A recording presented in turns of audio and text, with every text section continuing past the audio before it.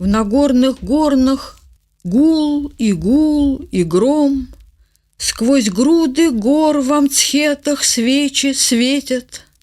Под облачным и пуховым ковром глухую бурю, свист и взвизги слышишь.